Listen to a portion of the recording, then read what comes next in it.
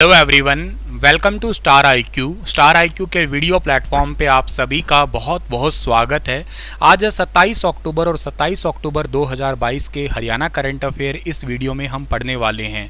आइए स्टार्ट करते हैं आज के इस इंपॉर्टेंट से सेशन को। अगर आपने अभी तक स्टार आईक्यू चैनल को सब्सक्राइब नहीं किया है तो कर लीजिएगा दोस्तों, और बहुत इंपॉर्टेंट ये चैनल आपके लिए साबित होने वाला है।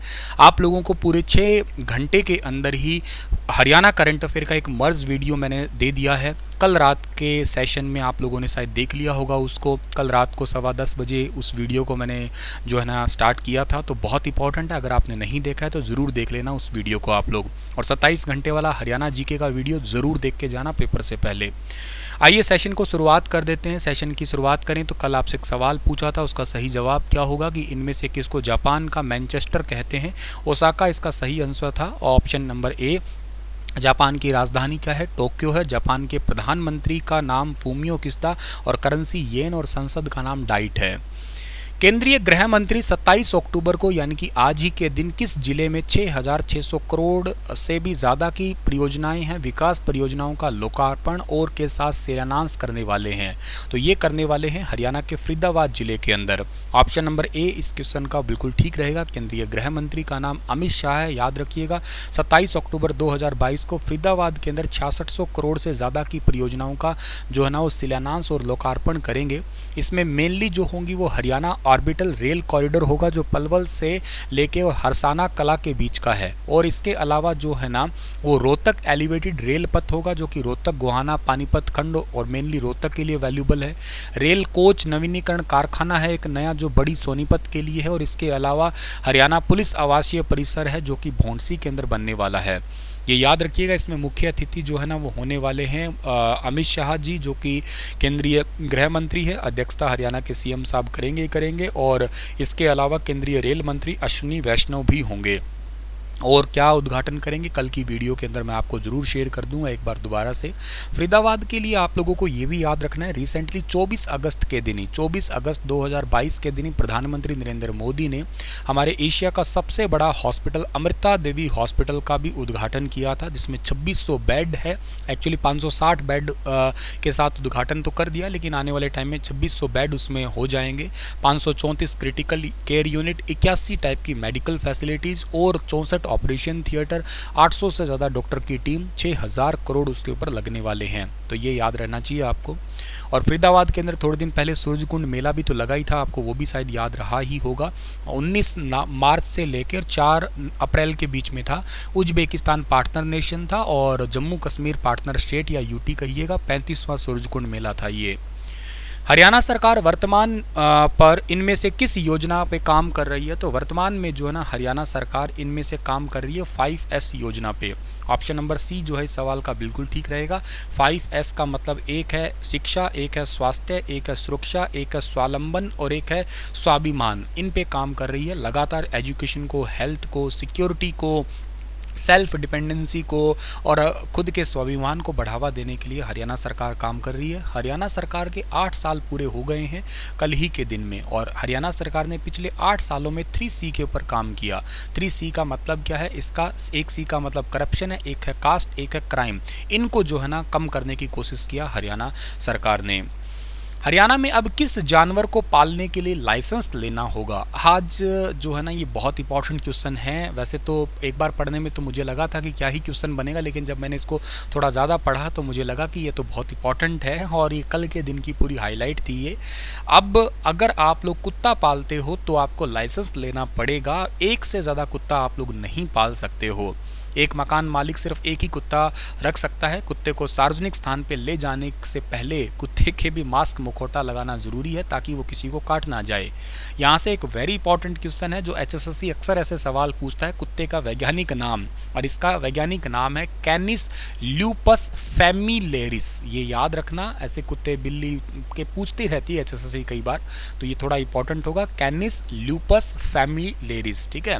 और हरियाणा में कोई भी शख्स है बिना अनुमति के कुत्ता नहीं पाल सकेगा, सभी को लाइसेंस लेना जरूरी होगा। इसके लिए सरल पोर्टल के ऊपर आवेदन करना पड़ेगा, सख्ती से कानून लागू होगा। अगर नियमों का कोई उल्लंघन करेगा तो उस पर 5,000 रुपये का जुर्माना और कैद का भी प्रावधान रखा गया है। और खास बात है कि एक मकान मालिक सिर्फ एक ही कुत्ता रख सकेगा और कुत्ते को सार्वजनिक जगह पर ले जाने से पहले उसके मुंह पे मुखौटा भी लगाना पड़ेगा ताकि वो किसी को काट ना जाए। हरियाणा चुनाव आयोग की यूथ आइकन हाल ही में किसे बनाया गया है? हरियाणा चुनाव आयोग की यूथ आइकन अभी recently international shooter Gauri Shoran को बनाया गया है। ऑप्शन नंबर बी जो है इस सवाल का बिल्कुल ठीक रहेगा। चुनावों के लिए लोहारू की गागड़वास गांव की निवासी है अंतर्राष्ट्रीय शूटर गौरी शोराण, इनको यूथ आइकन बनाया गया है। और अभी आने वाले 30 तारीख को होने वाले पंचायत चुनावों के लिए और आने वाले और भी दिनों के चुनाव है, सभी प्रकार के चुनावों के लिए इनको जिम्मेदारी सौंपी गई है और आयोग ने स्वैच्छिक आधार पर यह जिम्मेदारी दी अपनी मर्जी से और इसके लिए इनको सम्मानित भी किया जाएगा। तो याद कर लेना, ये लोहारू के गागड़वास की रहने वाली है, अंतर्राष्ट्रीय शूटर है गौरी शोराण।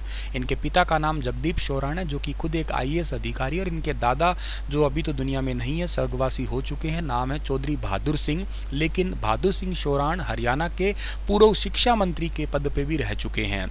अंतर्राष्ट्रीय जो निशानेबाज है गौरी शोराण, ये विश्व चैंपियनशिप, वर्ल्ड कप और इसके अलावा एशियाई चैंपियनशिप, दक्षिण खेलों के अंदर दक्षिण एशियाई खेलों में गोल्ड, सिल्वर और कांस्य ये सारे पदक जीत चुकी है। अब तक 35 अंतर्राष्ट्रीय चैंपियनशिप में भाग ले चुकी है, 26 पदक अब तक जीत चुकी है ये, और इसके साथ ही टोटल 108 राष्ट्रीय और अन्य पदक इनके पास में हो चुके हैं।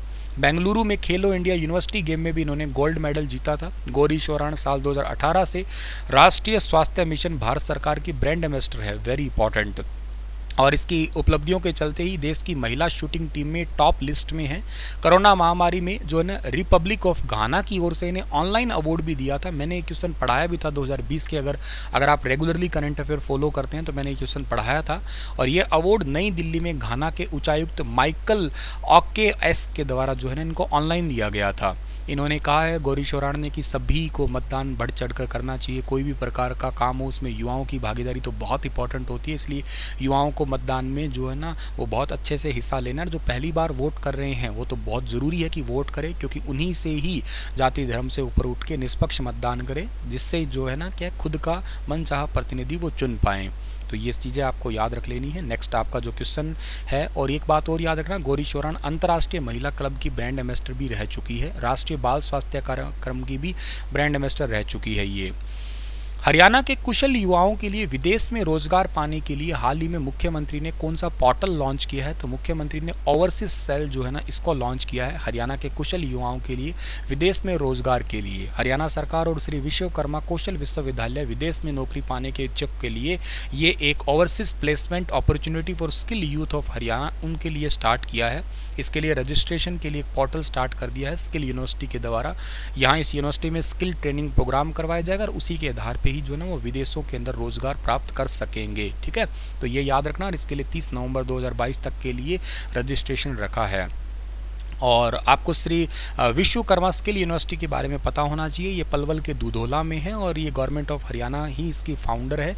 इसके चांसलर जो है ना वो बंडारू दत्तात्रेय ही है, क्योंकि सभी यूनिवर्सिटी के यही रहते हैं। ठीक है ना।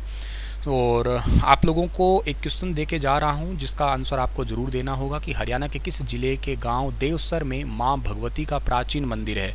सिरसा, भिवानी, रेवाड़ी, झज्जर, बताना आप लोग। कल मिलता हूं आप लोगों को मैं लेटेस्ट करंट अफेयर के साथ। तब तक अपना ख्याल रखना। Stay happy, stay healthy. Thank you so much.